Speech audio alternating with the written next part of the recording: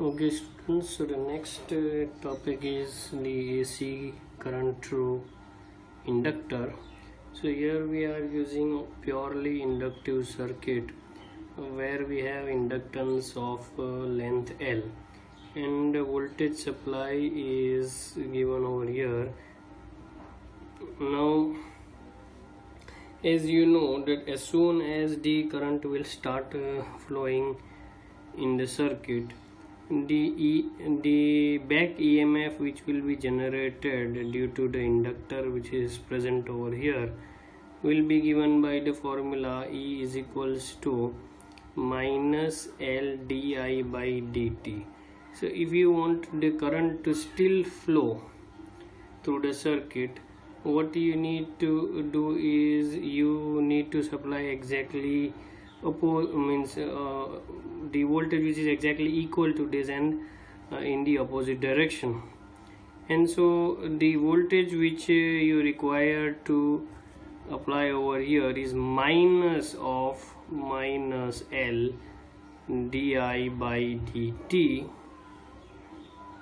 And of course we know that it's an AC voltage, so this will be V0 or V naught sine omega t. So instead of V we can write V naught sine omega t. Again over here also our aim is to find out the current which is flowing in the circuit, so it's L di by dt. We can take dt on that side, so what we get is L di is equals to V naught sine omega t dt, and we can take L also down, so di will be equal to V naught by L sine omega t dt.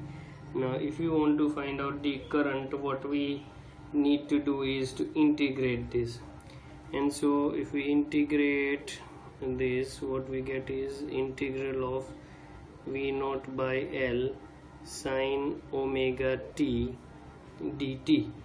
Now sine omega t dt, we can of course take out V naught by L outside the integral, and the integral of sine omega t is minus cos omega t by omega, right? So this is the integral of sine omega t minus cos omega t by omega.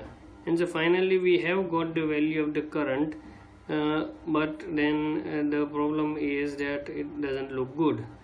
So what we just do is simply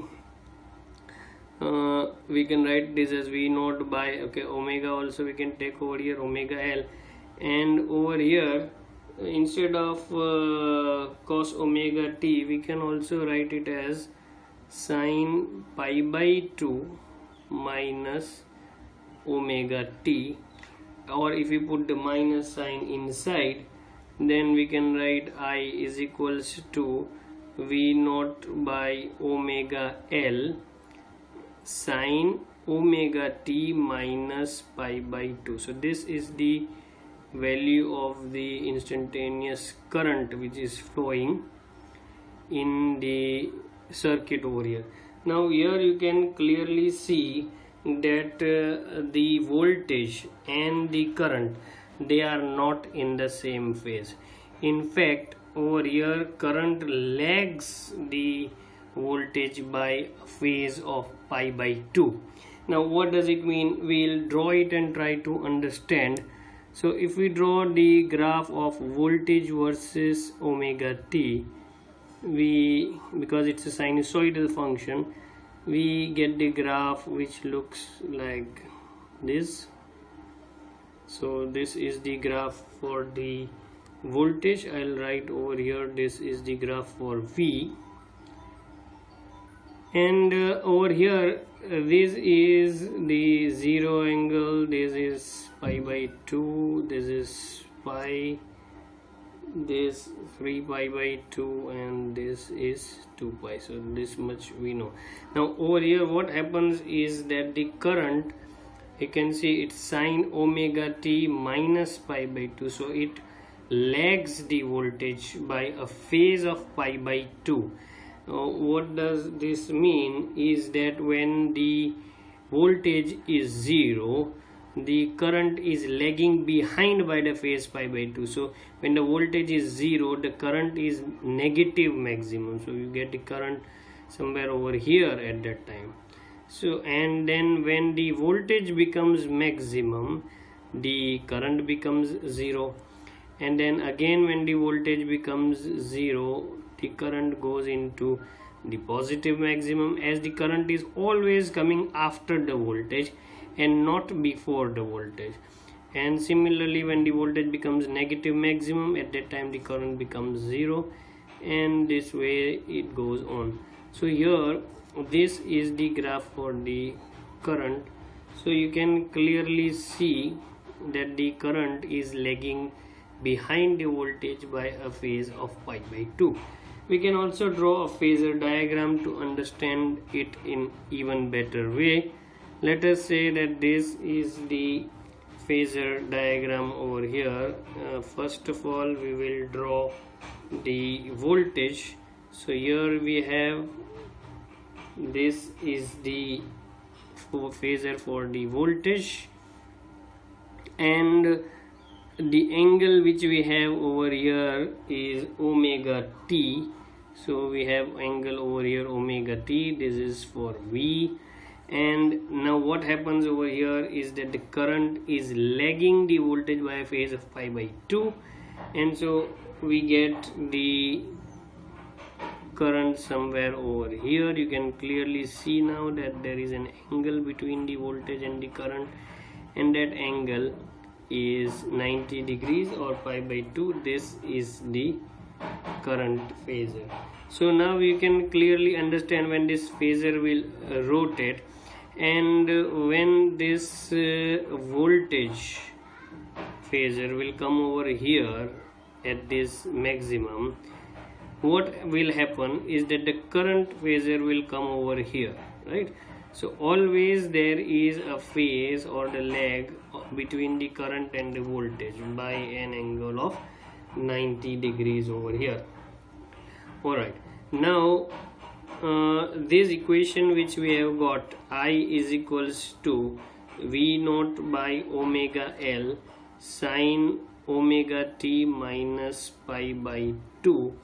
Over here we can say that V naught by omega L is the maximum value of current, as if the value of sine is 1, then we get the current as the maximum value.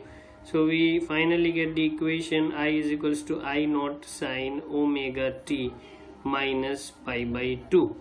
Now over here V naught is the maximum voltage, I naught is the maximum current, then in that case omega L, we give it a name inductive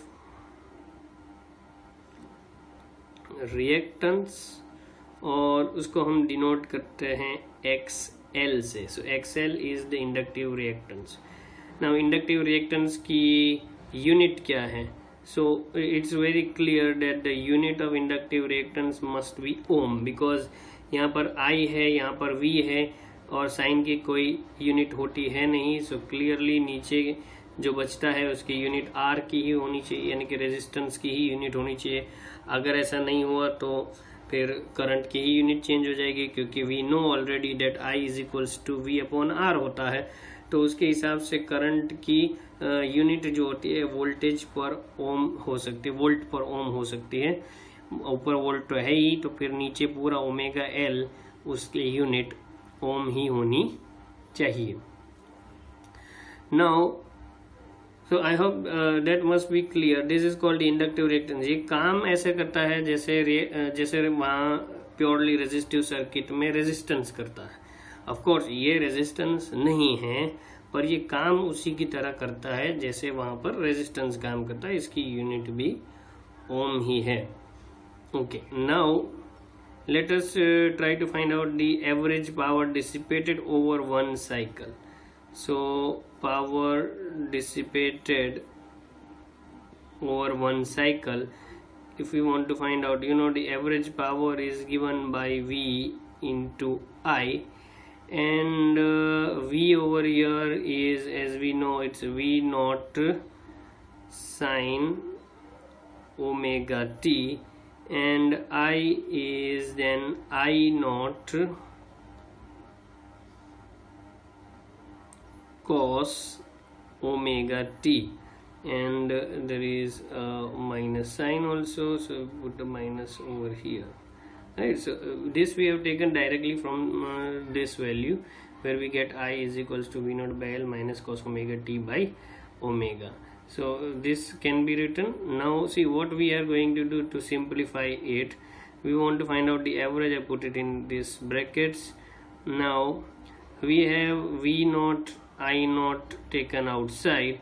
Now if I divide and multiply it by 2, I get 2 sine omega t into cos omega t, and so what I get over here is then v naught I naught by 2, and this is actually sine 2 omega t, right? 2 sine theta into cos theta is sine 2 theta, so we get this sine 2 omega t over here.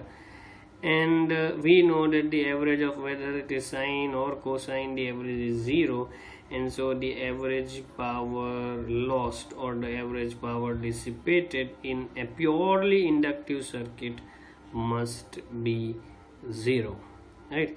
Because we can say because the average of sine 2 omega t will always be 0. Okay.